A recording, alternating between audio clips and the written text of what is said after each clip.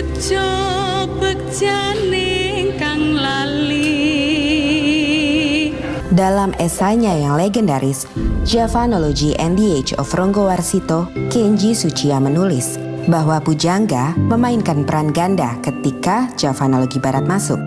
Di satu sisi sebagai sumber informasi bagi para Javanolog Eropa, sementara di sisi lain tetap sebagai orang yang memiliki pengetahuan esoteris mendalam, di mana pengalaman kebatinan Jawa menjadi sumber utamanya. Hal ini kerap dibaca sebagian kalangan sebagai suatu bentuk kontestasi paradigma.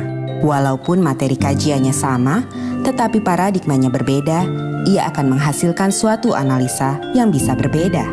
Dalam hal ini, paradigma orang-orang Jawa memiliki perbedaan dengan paradigma orang-orang Belanda.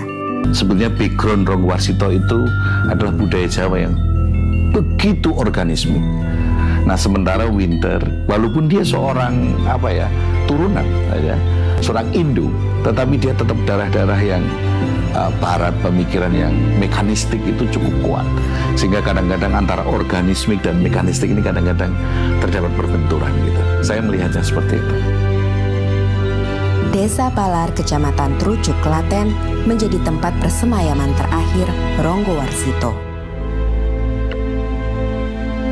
Semasa hidupnya, ia sering mengunjungi desa ini yang menjadi tempat sanak familinya berada.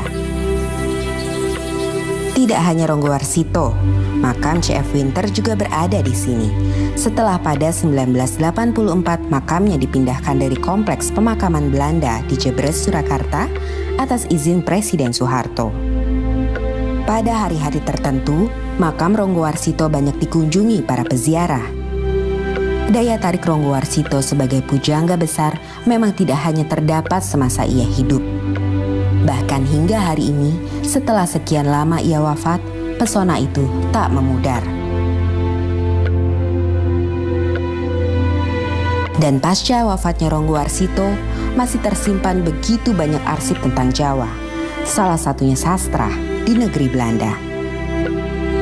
Arsip-arsip ini yang sebagian besar berisi tulisan-tulisan Jawa membuktikan peradaban Jawa yang tinggi.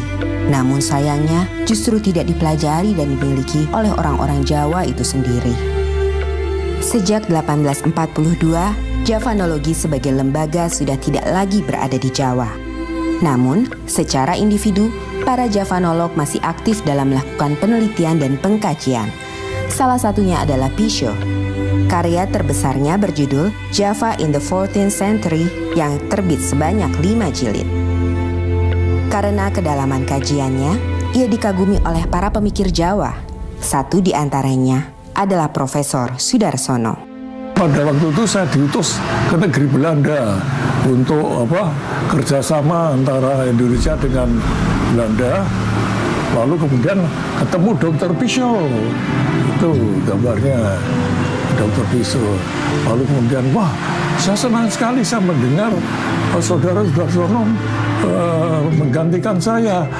Wah, saya juga bangga sekali dianggap menggantikan dia. Karena Dr. Pisho itu luar biasa pinternya. Nulis kamus bahasa Jawa, orang Belanda. Kalau nulis kebudayaan rakyat. Tahun 2011, di Universitas Negeri 11 Maret Surakarta, berdiri pula Institut Javanologi yang berada di bawah naungan Lembaga Penelitian dan Pengabdian Masyarakat.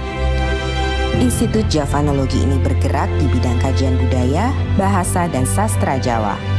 Akan tetapi, walaupun bernama Javanologi, namun orientasinya sangat berbeda dengan Javanologi yang dibuat di Belanda dan di Yogyakarta.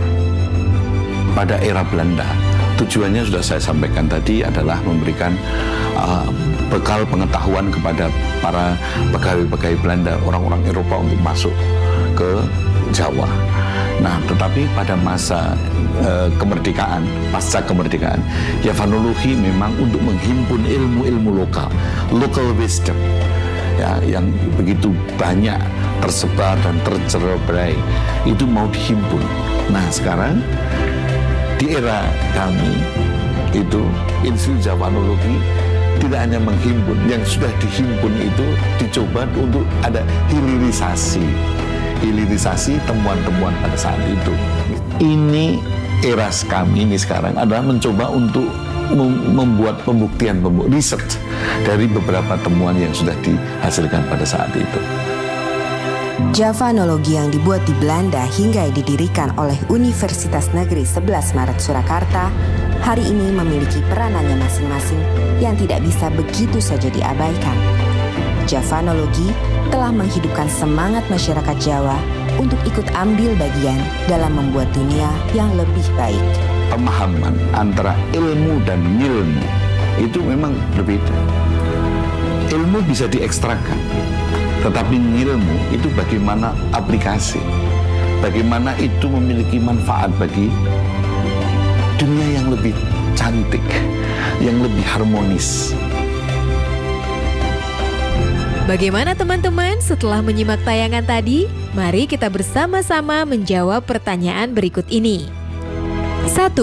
Mengapa penanda pertanian dalam kalender Jawa menjadi panduan petani untuk melakukan aktivitas tidak berlaku pada era tanam paksa? 2. Jika ditemukan di suatu daerah di Indonesia, peninggalan peradaban masa lalu dan orang asing ingin menggali peradaban tersebut, apa yang akan kamu lakukan? Oh iya, jangan lupa untuk tetap belajar di rumah ya, dan jaga kesehatan dengan rajin mencuci tangan serta makan makanan yang bergizi.